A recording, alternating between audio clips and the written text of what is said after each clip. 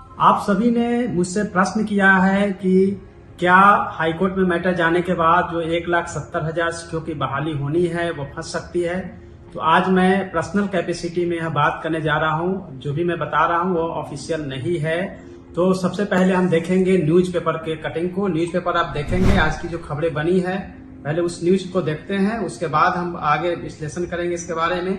तो पहले न्यूज को हम देख लेते हैं कि न्यूज में क्या लिखा हुआ है। जैसा कि आप देख रहे हैं, लिखा है शिक्षक वैकेंसी, पहले हाईकोर्ट में केस और अब सड़क पर नियोजित शिक्षक। साथ ही अगर ऊपर देखेंगे तो लिखा है हाईकोर्ट में गर्मी की छुट्टी से ठीक पहले याचिका दायर, तो लिस्टिंग भी 1 माह के बाद ही, तब तक आ जाएगी वैकेंसी। तो हम एक एक करके पहले पढ़ने की कोशिश करेंगे कि क्या लिखा गया है। लिखा गया है राज्य में 1,70,000 शिक्षकों की भर्ती के लिए अगले सप्ताह बीपीएससी से वैकेंसी जारी होनी है। जिस विद्यालय अध्यापक नियुक्ति नियमावली 2023 के आधार पर नियुक्ति होनी है उसे हाईकोर्ट में चुनौती दी गई है। नियमावली के खिलाफ शिक्षक भी आंदोलन कर रहे हैं। पंचायत और नगर निकायों के नियोजित शिक्षकों की मांग है कि उन्हें बिना शर्त राजकर्मी का दर्जा दिया जाए। विरोध का एक प्रमुख तर्क यह है कि 2006, 2012, 2020 की नियमावली के आधार पर पंचायत और नगर निकायों की शिक्षक नियुक्ति का अधिकार था। पुरानी नियमावली समाप्त किए बिना नई नियमावली बन गई है, यह गलत है। गर्मी की छुट्टी के बाद जब हाईकोर्ट खुलेगा तो सुनवाई की तारीख तय होगी। तो चलिए मैं आपको बता दूं कि मैं लॉ ग्रेजुएट हूं और इसके हिसाब से मैं अपनी बात करने जा रहा हूं। और फिर से मैं बोलूंगा कि मैं पर्सनल कैपेसिटी में बात कर रहा हूं। तो एक इसमें कई मुद्दे हैं। पहला मुद्दा तो यह है कि क्या पहले की जो नियमावली थी 2006, 2012 और 2020 की नियमावली, उसको समाप्त किए बिना 2023 की नियमावली आई है, क्या सही है गलत है, यह समझने की जरूरत है कि 2006, 2012, 2020 में जो नियोजित शिक्षक हुए थे संबंधित नियमावली के तहत, उस नियमावली के हिसाब से अगर हम देखते हैं तो अगर उस नियमावली को समाप्त कर दिया जाएगा तो जो भी नियोजित शिक्षक है उनके संचालन का प्राधिकार जो है समाप्त हो जाएगा। अभी तक जो पंचायत और नगर निकाय द्वारा उनको रेगुलेट किया जा रहा था वो नहीं हो पाएगी। ऐसे में एक वैधानिक संकट उत्पन्न हो सकती है कि यह शिक्षक जाए तो जाए कहाँ। इसीलिए यह कहना कि पहले उस नियम को समाप्त करते फिर उसके बाद 2023 का लाते, ऐसा नहीं हो सकता है। पहले पॉइंट यह है। अगर उसके दूसरे पॉइंट की तरफ चलते हैं, न्यूज़पेपर की कटिंग की तरफ देखते हैं, दूसरे नंबर की बात करेंगे। इसमें लिखा है कि संविधान के तहत ही पंचायत और नगर निकायों को स्कूलों में शिक्षक भर्ती का अधिकार दिया गया था। नई नियमावली का ड्राफ्ट पब्लिक डोमेन में रखकर भी आपत्ति ली गई है। एक ही स्कूल में 2 तरह के शिक्षक होंगे, यानी कि 2 तरह की इसमें बात आ गई। 2 नंबर को देखते हैं पॉइंट। तो सबसे पहले तो यह है कि जो संविधान द्वारा अधिकार दिया गया था पंचायत और नगर निकायों को द्वारा इनकी नियुक्ति की गई है, तो क्या एक ही स्कूल में 2 तरह के शिक्षक होंगे? बिल्कुल रहेंगे, क्योंकि पहले भी नियोजित शिक्षक के साथ रेगुलर शिक्षक हुआ करते थे।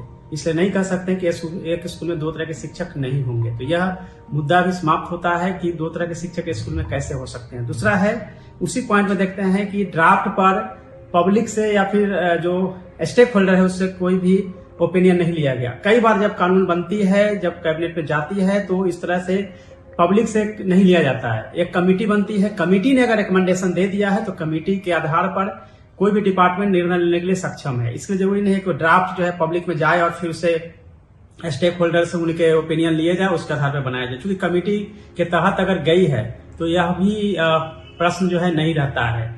तो ये 2-3 पॉइंट हमने बताए हैं। उसके बाद हम तीसरे पॉइंट की तरफ चलेंगे, जिसमें लिखा है कि नियोजित शिक्षकों से नए शिक्षकों का वेतन अधिक कैसे हो सकता है। ऐसे कई सवाल हैं। पहले भी ऐसा था कि जो नियोजित शिक्षक हैं उनकी वेतन रेगुलर से कम रही है, और जब बीपीएससी द्वारा एग्जाम ली जाएगी तो रेगुलर शिक्षकों का वेतन निश्चित रूप से नियोजित से ज्यादा हो सकती है।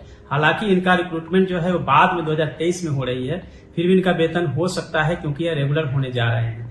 थोड़ी सरप्राइजिंग यह है कि सभी नियोजित शिक्षक चाहते थे कि उनको रेगुलर कर दिया जाए, और जब रेगुलर की मौका आई है, उनके पास चांस है, तो वो एग्जाम दे। अब रही बात की 2002, 2006, 2012, 2020 के नियमावली का प्रॉब्लम यह है कि यदि जब तक यह नियोजित शिक्षक हैं इसको समाप्त नहीं किया जा सकता है, क्योंकि इसी नियम के तहत उनको लिया गया था। और यह जैसे पहले रेगुलर शिक्षक जो थे वो डाइंग कैडर था, यानी कि वो जैसे जैसे रिटायर हो रहे थे वो पद धीरे धीरे मरणशील होते जा रहा था, खत्म होते जा रहा था। लेकिन जो अभी नई नियमावली 2023 आई है, जिसके तहत कैबिनेट से जो अप्रूव हुआ है, उसमें अब नियोजित शिक्षक का जो पद है वो डाइन कर दिया गया, यानी कि मरणशील हो गया है। अब नियोजित शिक्षक जो रेगुलर टीचर बन जाते हैं, राजकर्मी का दर्जा उनको मिल जाता है, बाकी जो बच्चे हैं जो एग्जाम पास नहीं करते हैं, एग्जाम नहीं देना चाहते हैं, वैसे ही नियोजित बना रहना चाहते हैं, वैसे कंडीशन में उनके पास यह लाभ है। वैसे कंडीशन में वो मरणशील होगा, जब वो रिटायर होंगे तब वो पद धीरे धीरे समाप्त होता चला जाएगा। तो ये पूरी की पूरी स्टेटस यह है, और इसके आधार पे जो भी इनकी मांग है कि रेगुलर को किया जाए, ये तो बाद का मुद्दा है। लेकिन इसके आधार पे हम यह नहीं कह सकते हैं कि ये कानूनी दांव पे इसमें फंस सकता है 1,70,000 शिक्षकों की भर्ती कैसे। इस पे बहुत सारी बातें की गई है न्यूज़पेपर के में जो हम देख रहे हैं, लेकिन इतना जरूर है कि देखिए नियमावली एक बार बन गई है और सरकार ने निर्णय ले लिया है तो भर्ती तो होनी है। देर सवेर थोड़ी बहुत हो सकता है कि डिले हो, लेकिन इसमें डिले बहुत के भी चांसेस इसलिए कम है क्योंकि सरकार जो है काफी कंसर्न है। दूसरी बात यह है कि कोई भी निर्णय या कोई भी डिसीजन जो होता है वो पब्लिक हित में होती है, बहुजन हिताय बहुजन सुखाय के कॉन्सेप्ट पे चलती है। एंड सेकेंड थिंग है कि स्टेट जो है वेलफेयर स्टेट है, वेलफेयर स्टेट होने के चलते हमेशा जो है जो बेहतर हो, एजुकेशन के लिए बेहतर हो, उसी पर निर्णय लिए जाते हैं, उसी के तहत जो कार्रवाई होती है।